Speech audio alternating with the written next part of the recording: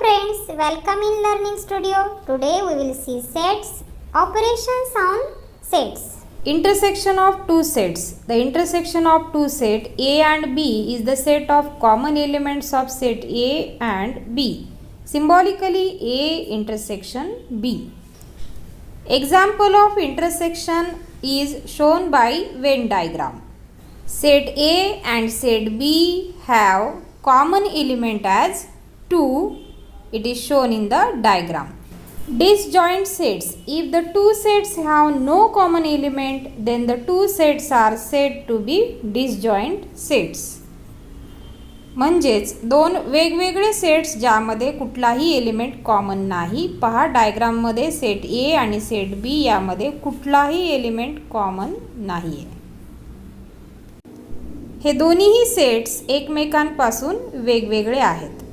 Union of two sets. The union of two sets A and B is a set consists of all the elements of set A and all the elements of set B. म्हणजेच set A आणि set B या दोन्हीही सेट्सचे मिळून जो काही नवीन set होणार आहे तो सेट म्हणजे युनियन ऑफ टू सेट्स. पहा या ठिकाणी वेन डायग्राम दाखवलेली आहे. Set A and set B, symbolically A union B. The number of elements in a set. If A is equal to 1, 2, 3, 4, 5, 6, then number of A is equal to 6. म्हणजे या set मध्ये 6 elements आहेत. Practice set 1.4 मधील first question आहे. If number of A is equal to 15, number of A union B is equal to 29, number of A intersection B is equal to 7, then number of B is equal to how much?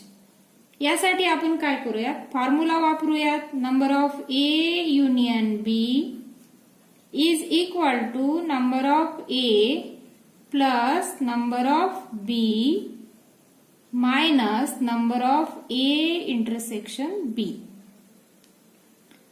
आता number of A union B किती दिलेला आहे, it is 29 is equal to number of A 15 plus number of B we want to calculate minus number of A intersection B, it is 7.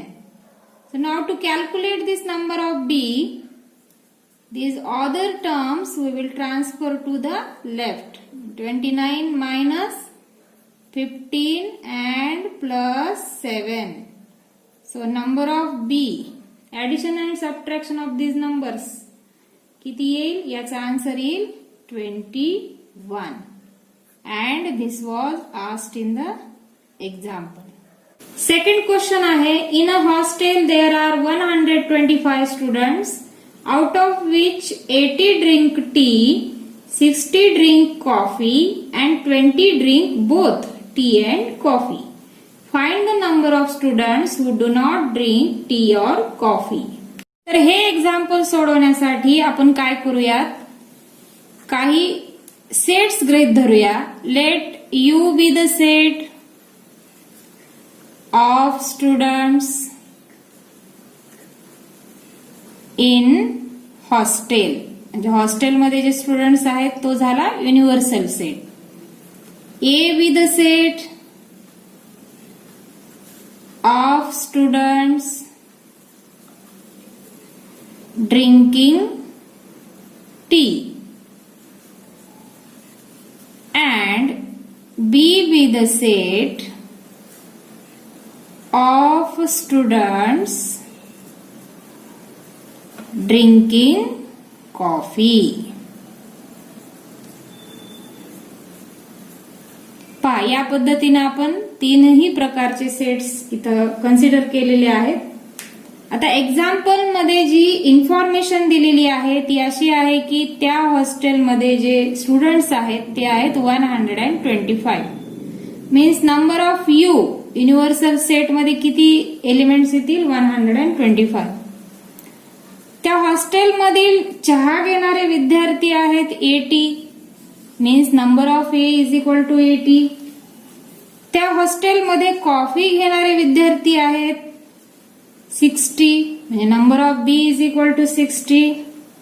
आणि चहा आणि coffee दोन्ही घेणारे विद्यार्थी आहेत 20.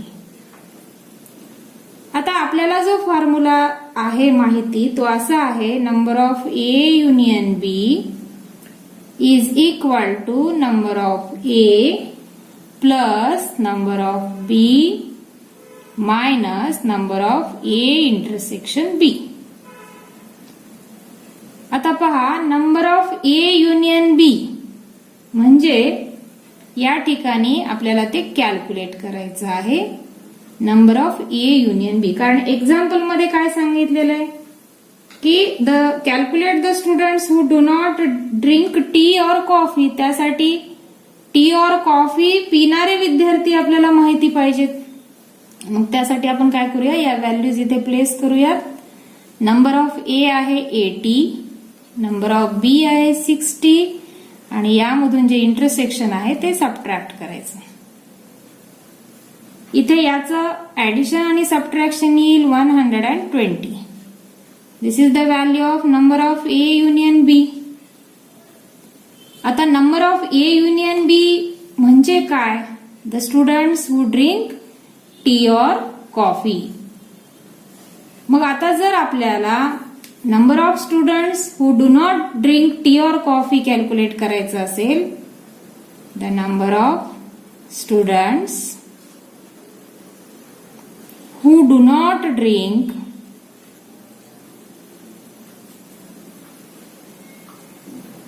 टी और कॉफी. आता यांना कॅल्क्युलेट करूयात आपण.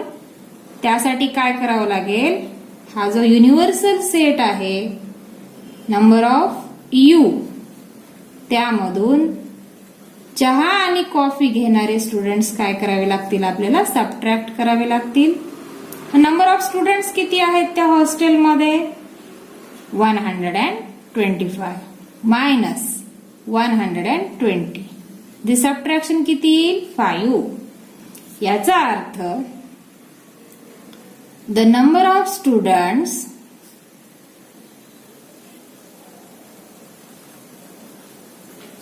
who do not drink tea or coffee म्हणजे चहा आणि कॉफी हे न घेणारे विद्यार्थी किती आहेत, 5. क्वेश्चन नंबर 3 असा आहे, in a competitive exam 50 students passed in English, 60 students passed in mathematics and 40 students passed in both the subjects. None of them failed in both the subjects. Find the total number of students. एक्झाम्पलचा जो meaning आहे तो असा आहे, ही एक स्पर्धा परीक्षा होती आणि त्या स्पर्धा परीक्षेमध्ये 50 स्टुडंट्स इंग्रजी विषयामध्ये पास झाले, 60 स्टुडंट्स मॅथमॅटिक्स या विषयामध्ये पास झालेले आहेत आणि 40 स्टुडंट्स असे आहेत जे दोन्ही विषयामध्ये पास झालेले आहेत. त्या एक्झामला बसलेल्या स्टुडंट्स पैकी कोणीही फेल नाही झालेलं.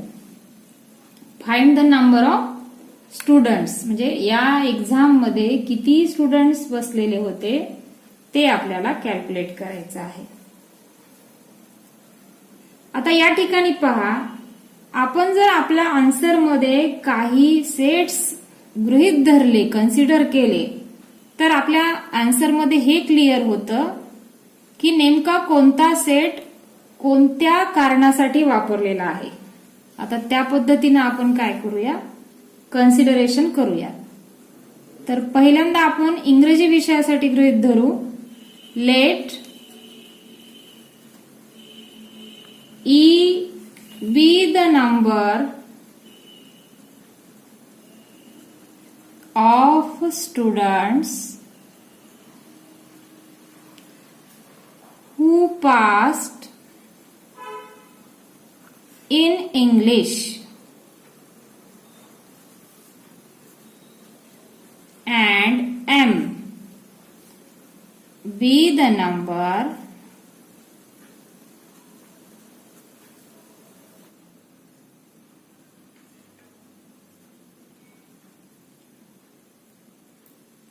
who passed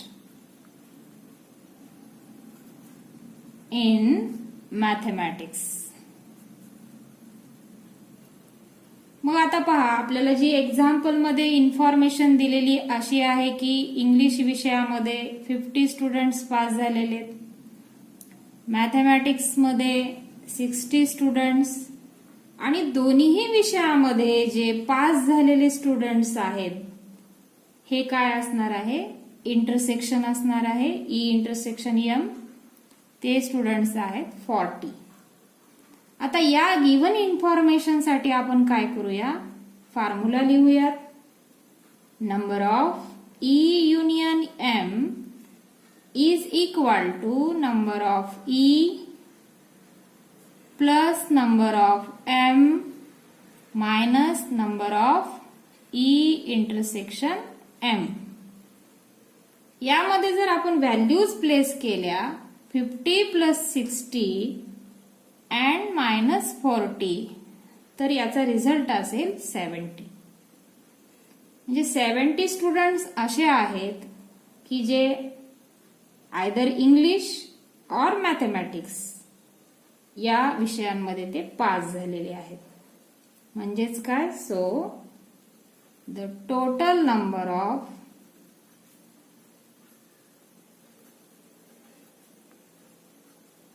students is 70. Question number 4. A survey was conducted to know the hobby of 220 students of class 9, out of which 130 students inform about their hobby as rock climbing and 180 students inform about their hobby as sky watching. There are 110 students who follow both the hobbies. Then how many students do not have any of the two hobbies? How many of them follow the hobby of rock climbing only? How many students follow the hobby of sky watching only? पहा, या example मध्ये आपल्याला भरपूर गोष्टी अशा आहेत ज्या calculate करायच्या आहेत. तर आता आपण पहिल्यांदा यांना कन्सिडर करूयात. Let R be the set of students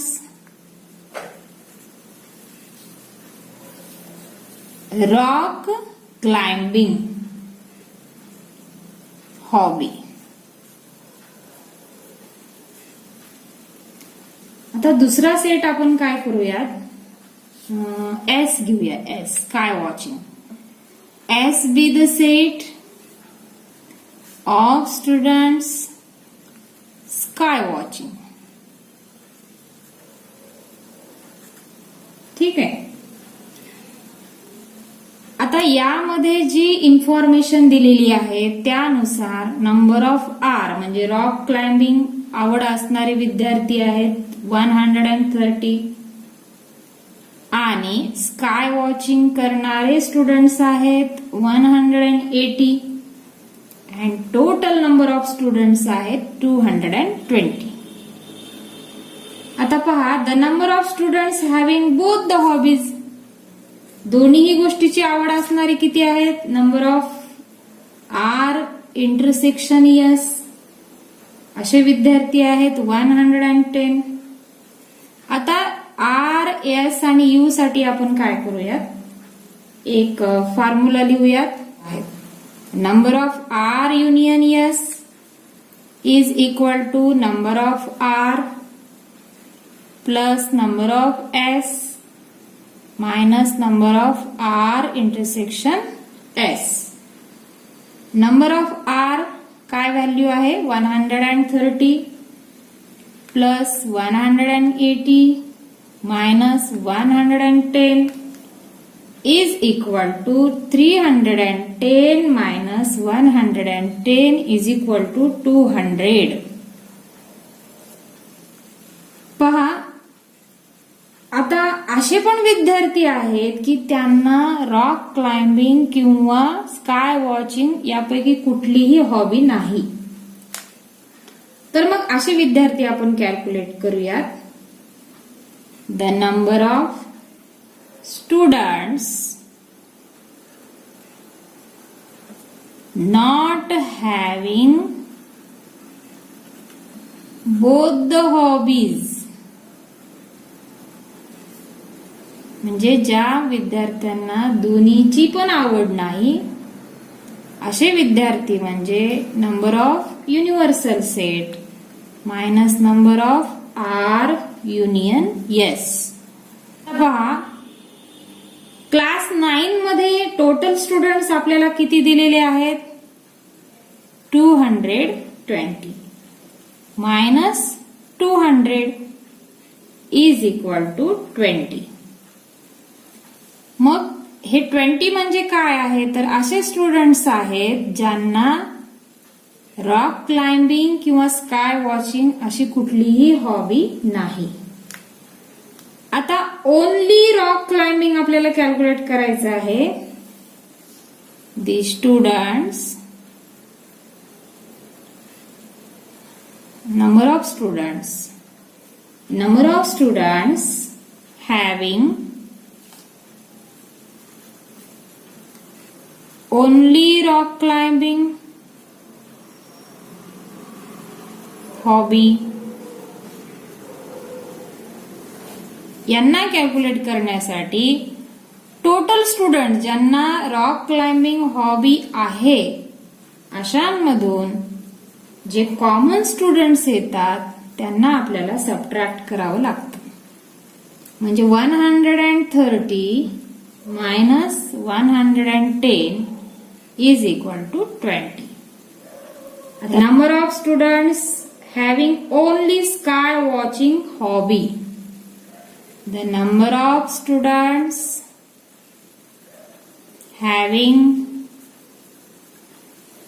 only sky watching hobby is equal to ज्यांना ही हॉबी आहे स्काय वॉचिंगची त्यामधून जे कॉमन स्टुडंट्स आहेत त्यांना आपल्याला सबट्रॅक्ट करावं लागेल. म्हणजेच 180 मायनस 110 इज इक्वल टू 70. आता हे जे काही आन्सर्स आपल्याला मिळालेले आहेत त्यांना आपण वर्ड्स मध्ये लिहूयात. 20 students do not have any hobby.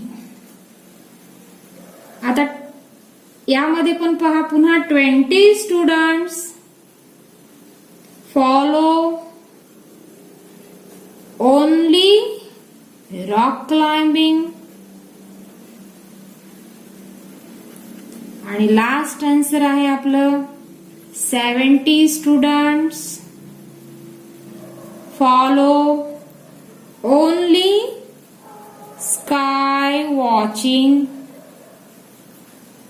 Okay, in this way we have got 3 answers. Question number 5. Observe the Venn diagram and write the following sets. A, B, A union B, U, A complement, B complement and A union B complement. तर यामधील first set जो आहे तो आहे A is equal to X, Y, Z, M, N. B set जो आहे तो P, Q, R, M, N. A union B is equal to X, Y, Z, P, Q, R, M, N. Universal set U is equal to X, Y, Z, M, N, P, Q, R, S, T. A complement is equal to P, Q, R, S, T. B complement is equal to X, Y, Z, S, T.